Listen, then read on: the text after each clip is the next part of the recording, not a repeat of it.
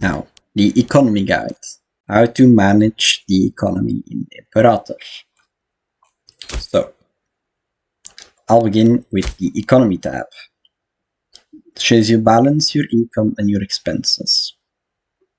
Unless you're in a war, you better hope your income's higher than your expenses. When you're not at war, you can lower army maintenance and fleet maintenance. Unless you have a legion. If you have a legion, you're gonna want to keep the army maintenance at normal and training, because this gives you military experience, and military experience gives you military traditions faster. So,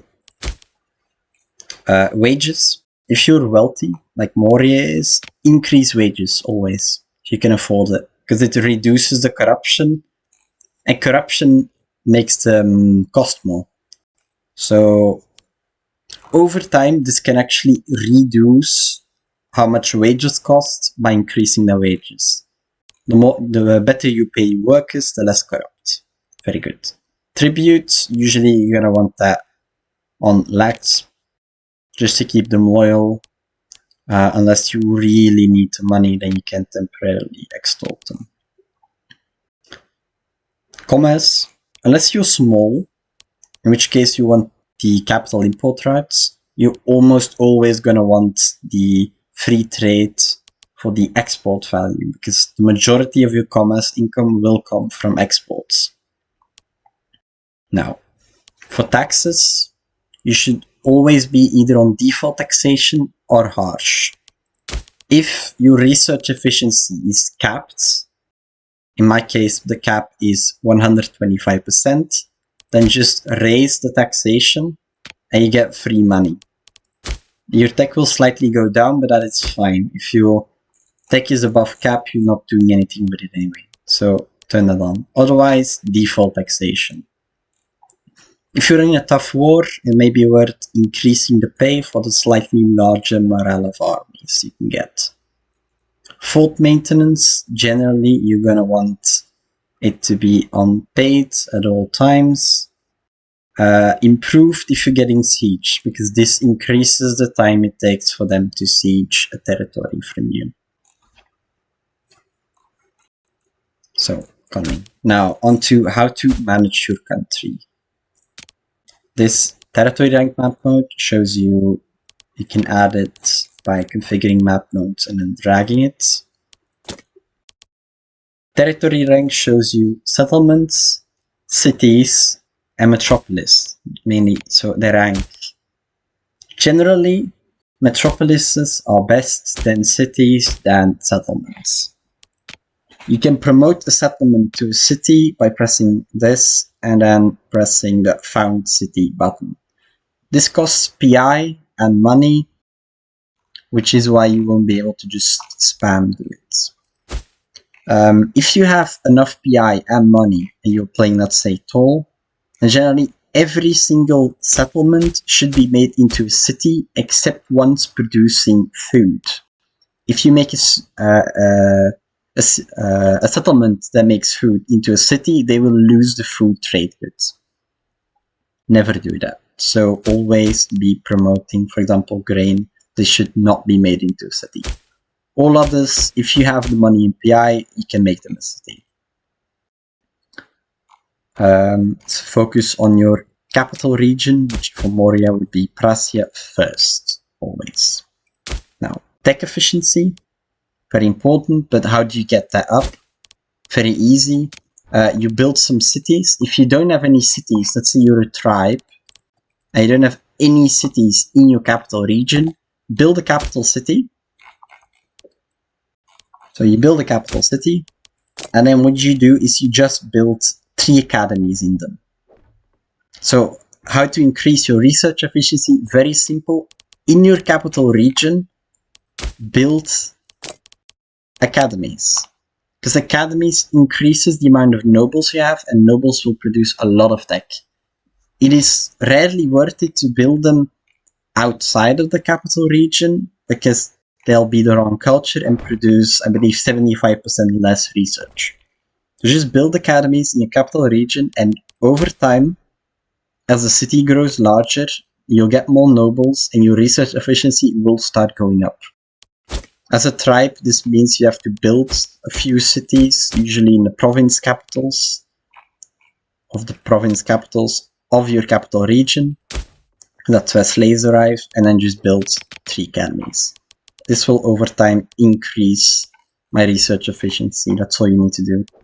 If you're a tribe, it may also be worth it to go to pop capacity, move pops, and then just move slaves into the city to get them to promote into citizens and nobles quicker.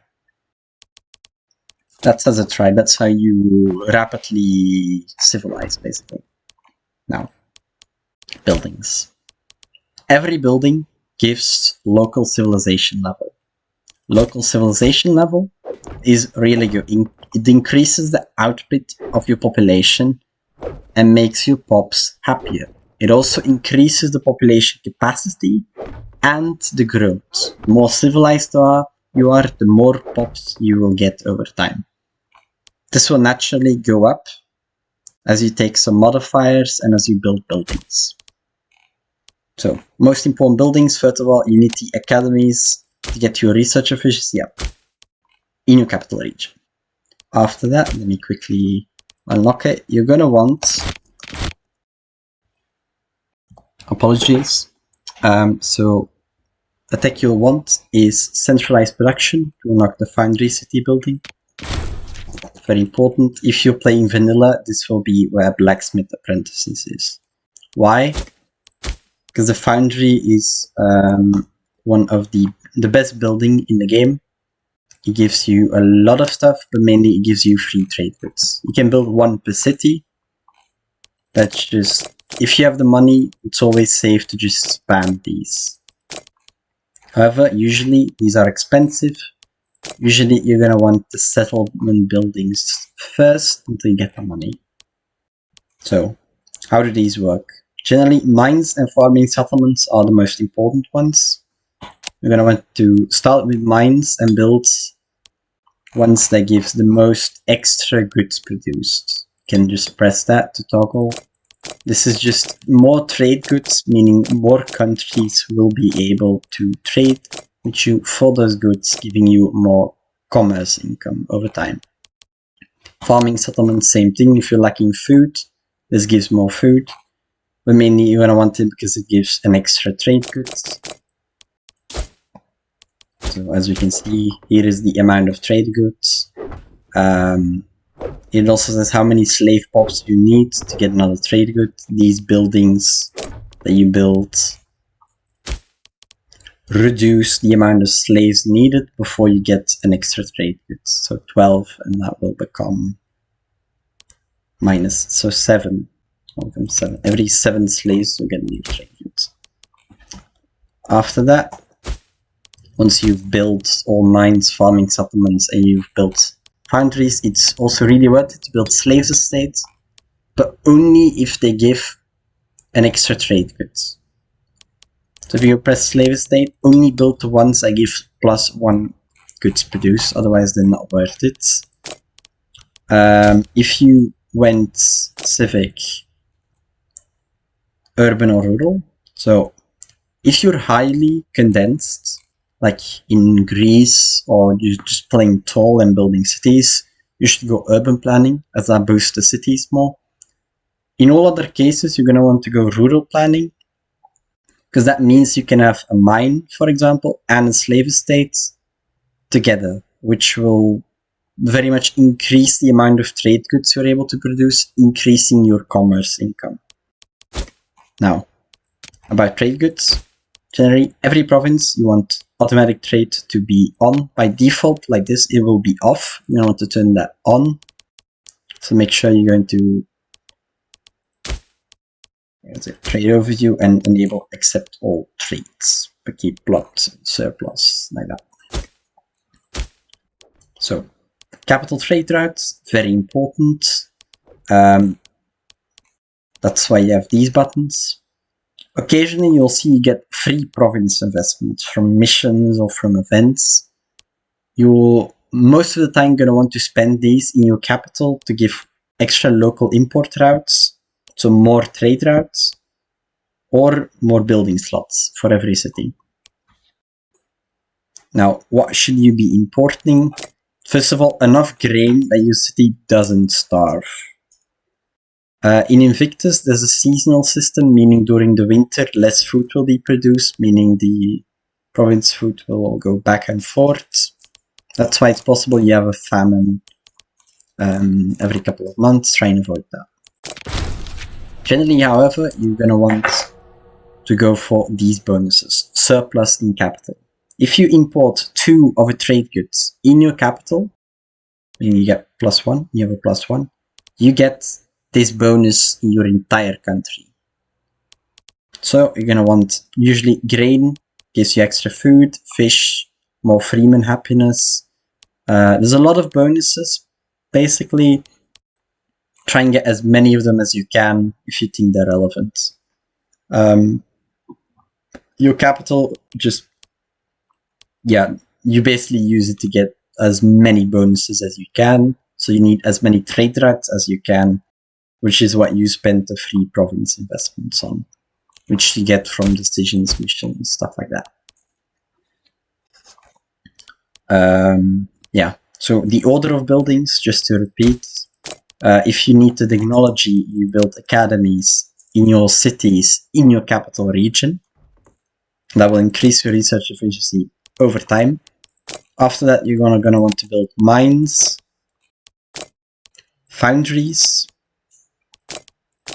farming settlements, and after that, slave estates, but only if they give +1 trade route, which none of my cities or none of my territories currently do, so I wouldn't build them. You also have wonders if you have the DLC, which can be built here. Possible buildings, great wonders. Generally, don't go above tier 2, so just go like, let's say, one of them on gold, and then you can pick some effects. Very good if you have a lot of money. If you just have a lot of spare money, just in your capital region or province, just build a wonder and take any bonuses you think will help you. This is just for the late game for the really rich countries, but it can be fun to build a wonder. So that is the economy guide.